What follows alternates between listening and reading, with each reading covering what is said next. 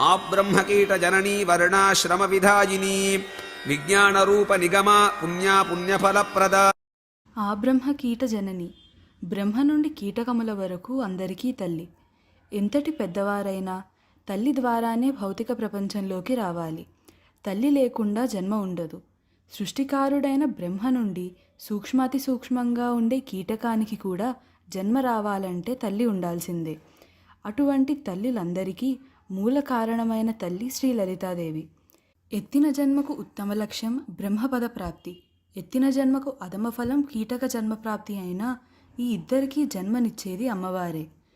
కర్మఫలాలను నిర్ణయించి తగిన శరీరాలతో వారికి పునర్జన్మ నేర్పాటు చేయడం కూడా అమ్మవారే చేస్తుంది. వర్ణాశ్రమ విధాయిని, వర్ణములను ఆశ్రమములను ఏర్పాటు చేయునది.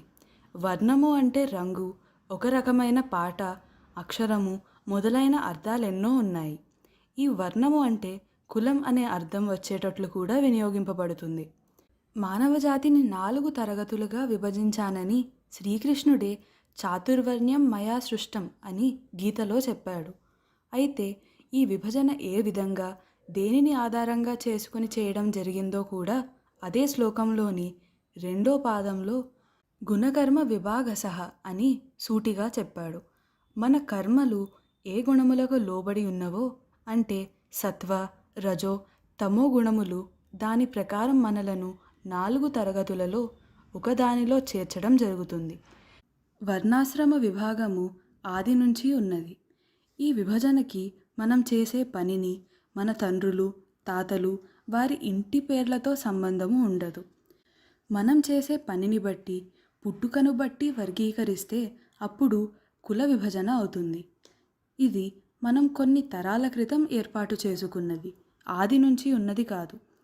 శ్రీకృష్ణుడే చాతుర్వర్ణ్యం మయా సృష్టం అని చెప్పినా, లలితాదేవిని వర్ణాశ్రమ విధాయిని అని చెప్పినా రెండూ ఒక్కటే. ఒకే బ్రహ్మానికి గల 2 పేర్లే శ్రీకృష్ణుడు, లలితాదేవి. నిజాజ్ఞ రూప నిగమ, తన యొక్క ఆదేశములే రూపుగట్టుకొనిన వేదములు అయినవి. అమ్మవారి ఆజ్ఞలన్నీ రూపుకట్టుకుంటే ఆ రూపం వేదాలవుతాయి.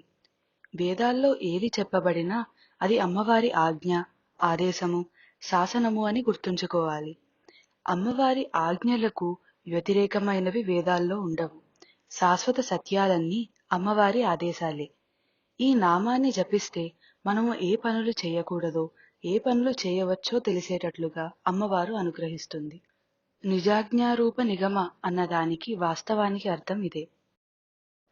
పుణ్యాపుణ్య ఫలప్రద, మంచి పనులకు చెడ్డ పనులకు వాటికి తగిన ఫలములను చక్కగా ఇచ్చునది. మనము చేసే పనులను బట్టి మనకు పుణ్యఫలాలు, అపుణ్యఫలాలు వస్తాయి. కనుక అమ్మవారిని ఆశ్రయిస్తే మనం ఏ పని చేస్తే ఏ ఫలాలు వస్తాయి అనే జ్ఞానాన్ని ముందుగానే మనకు ఇస్తుంది. దాంతో వళ్ళు దగ్గర పెట్టుకొని ఎప్పుడు పుణ్యకార్యాలే చేస్తాము గాని పాపకార్యాలు చెయ్యము. ఇది సాధకులకు అమ్మవారిచ్చే శిక్షణ. ఆ బ్రహ్మకీట జననీ వర్ణాశ్రమ విధాయిని విజ్ఞాన రూప నిగమ పుణ్యా పుణ్యఫలప్రద.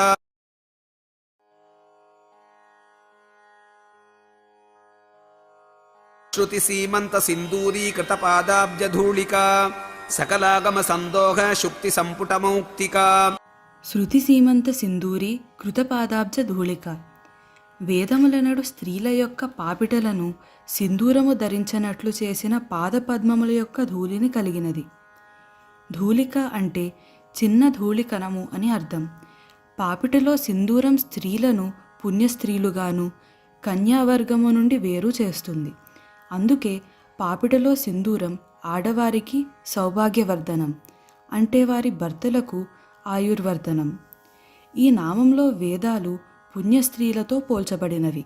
ఆ వేదరూప పుణ్యస్త్రీలు ఒకసారి అమ్మవారి పాదాలకు శిరస్సు తాకిస్తూ ప్రణామము చేసినప్పుడు అమ్మవారి కాలి బొటన వ్రేలికున్న ఎర్రని పారాని శృతి సీమంతినుల అనగా వేదవనితల పాపిట గుండా స్పృశిస్తూ ఆ పాపిట్లలో సింధూరం పెట్టినట్లయింది. అమ్మవారి పాదపద్మరజాన్ని శిరస్సునందలి పాపటిలో ధరించినందువలన శృతి వనితలు పవిత్రవంతమయ్యారు. సకలాగమ సందోహ సూక్తి సంపుట మౌక్తిక.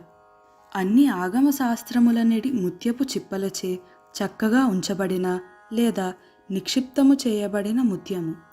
అమ్మవారు ముత్యం లాంటిది. ముత్యం ముత్యపు చిప్పల గుప్పటలో నిక్షిప్తమై భద్రంగా రహస్యంగా ఉంచబడి ఉంటుంది. అలాగే అమ్మవారి యొక్క తత్వము సకల శాస్త్రాలు మరియు వేదాలు అనే ముత్యపు చిప్పల గుప్పట్లో సూక్ష్మంగా రహస్యంగా ప్రతిపాదింపబడి ఉంటుంది. శృతి సీమంత సింధూరీకృత పాదాబ్జధూళికా సకలాగమ సందోహ శుక్తి సంపుటమౌక్తికా